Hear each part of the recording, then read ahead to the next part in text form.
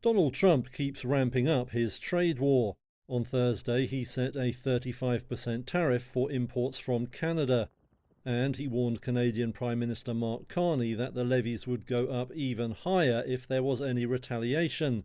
Trump also said other nations without deals could expect duties of 15 to 20%. He said the final figure was being decided now, and not every country would get a letter telling them their tariff. Trump said there would just be a blanket rate for most nations.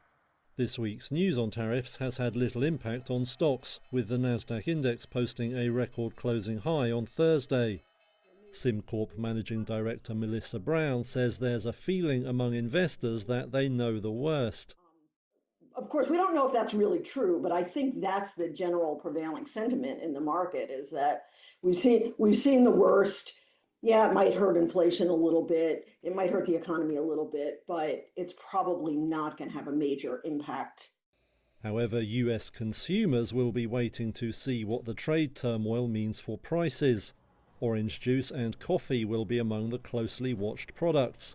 That's after Trump hit Brazil with a 50% tariff a day earlier.